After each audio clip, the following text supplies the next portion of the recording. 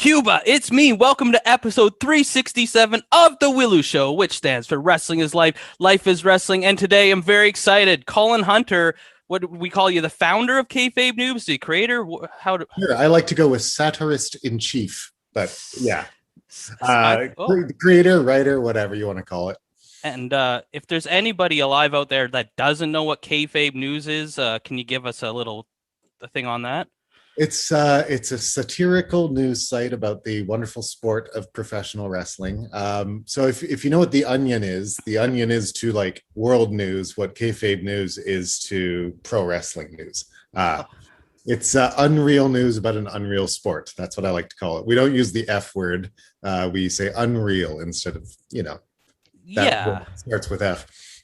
Yeah, because I mean, people could dispute that. It's not really fake. It depends how you. Yeah, exactly. I like that. I like that. And I feel like it's something like because you're a busy person and you hold like some good positions that you do that before kayfabe news. I feel like you just started this to like joke with your friends, kind of thing, or like something like that, just to like get a few laughs. Kinda.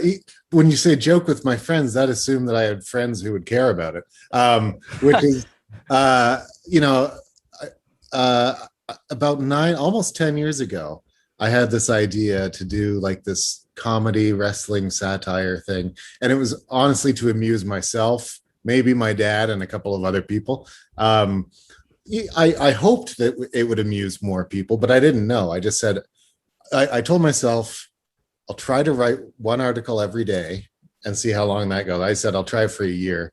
And I'll try to not go in the hole financially. Those are my two goals. Try to write an article a day and see if you can actually make a bit of money to not be like do below the the profitable line, like the even Steven thing.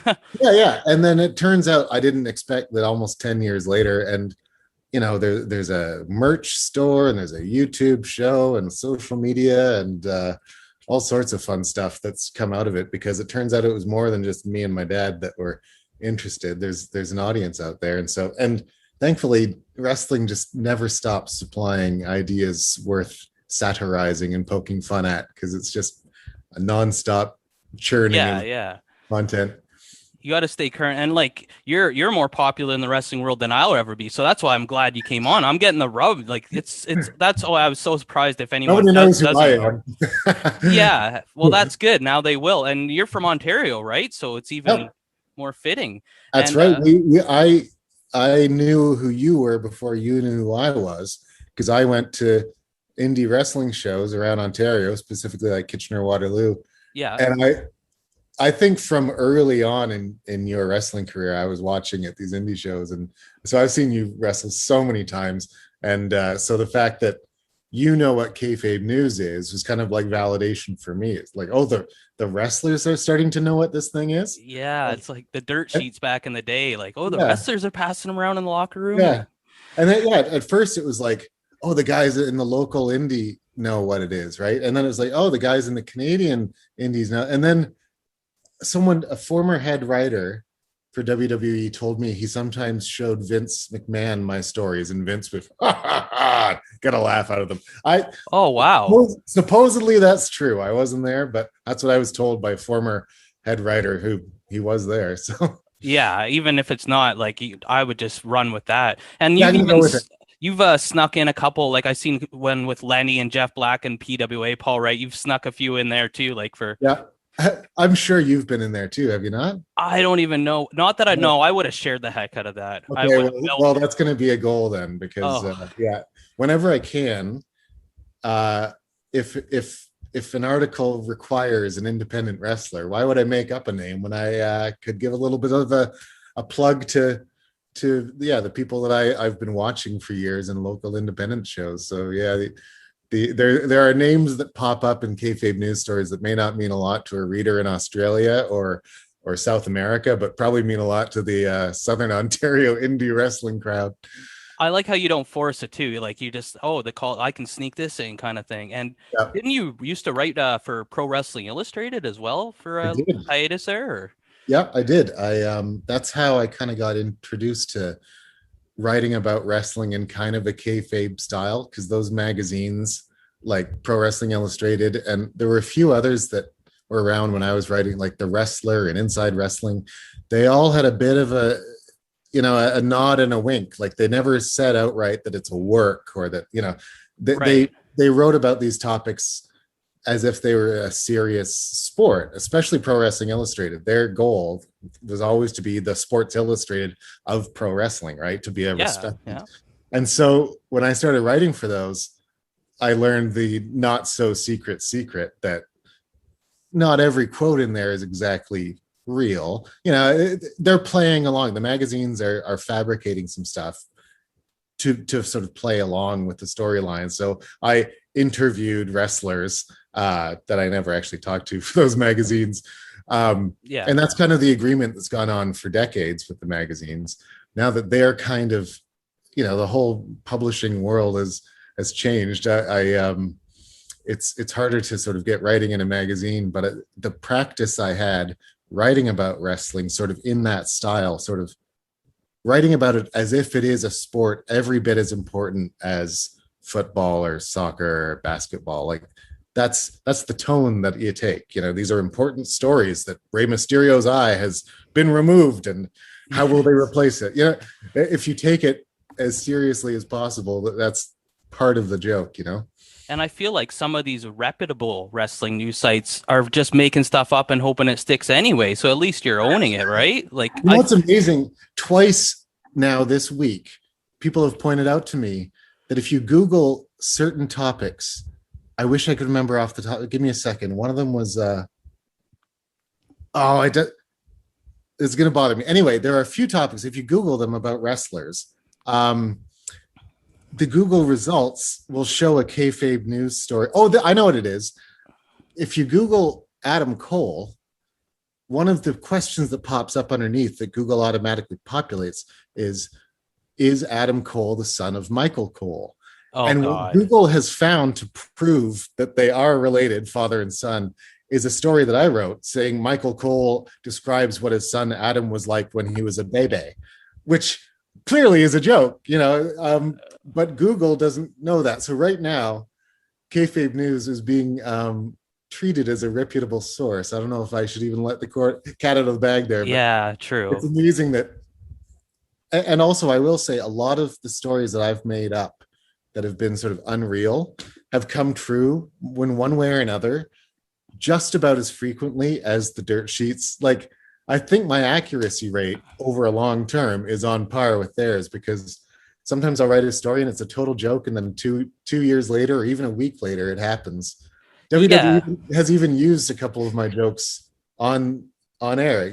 I write it on a Saturday, and then that Monday's Raw has my joke in it, which is great. It doesn't happen. It's happened once or twice where it's very clearly that's where they got the idea.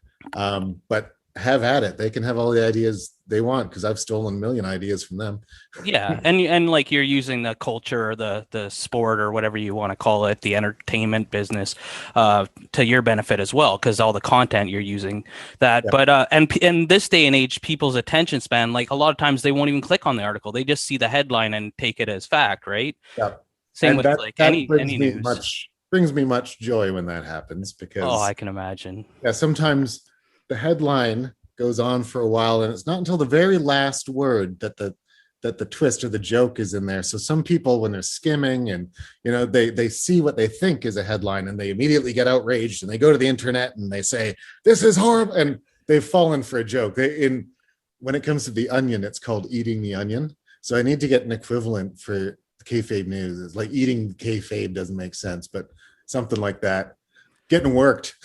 Well, I know we both are in that food in the Waterloo region group, and that gives me a tickle because my friend started the Passado Brazil food truck, so I joined that to like help them out, to give them some boost, gives them some likes, and there's got to be some kind of like kayfabe food in Waterloo group or spoof that could be done of that as well. Yeah.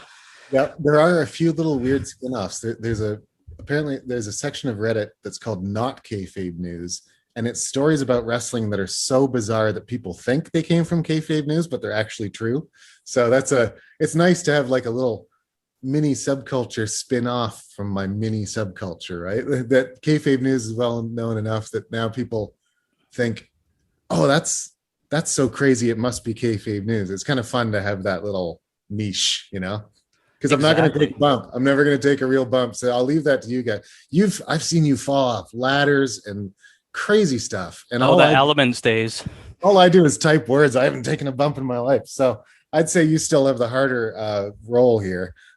Well, I'm trying to be a YouTuber now, but you actually were a couple years ago came to my house, and I won't go into details if you don't want to go into details, but you were starting a new spin-off project, and that never saw the light of day. Do you want to touch that or no? Yeah, I'll tell you exactly what it was. I think I remember correctly, and why Yeah, I didn't it see the still has lead. a Twitter. It still has a Twitter I Yes. follow. So, and the Twitter is still followable. It's called, I think it's called WWE Erotic WWE Fan Fiction Excerpts, something Right. like that. And all I do is find erotic WWE fan fiction that's been written online, and I find a nice excerpt and I post the excerpt. By nice, I usually mean very vulgar and sexually explicit. I remember Uh, mine. I remember the one I did.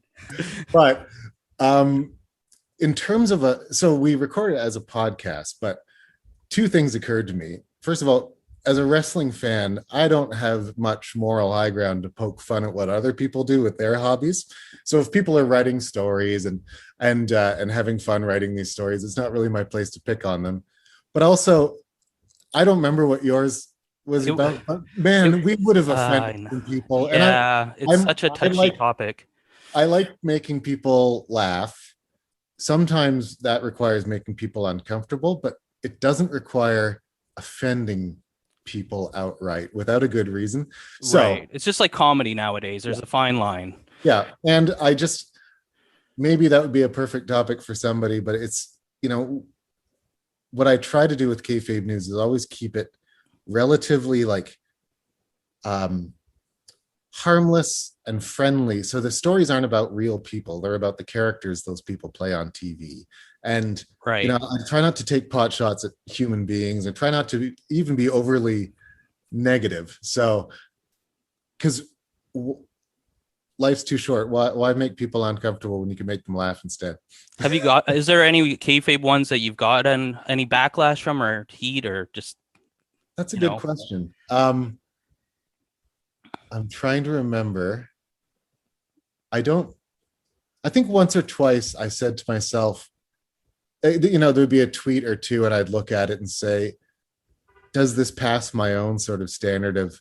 Is it funny for funny's sake, or is it funny because it's like attacking someone else?" Um, Yeah. so I'm all fine attacking the characters, Roman Reigns or Stone Cold Steve Austin, but I Well, don't want that, to go yeah, after that's what they're the there human. for. Yeah. Yeah, I don't want to go after the human beings who play them.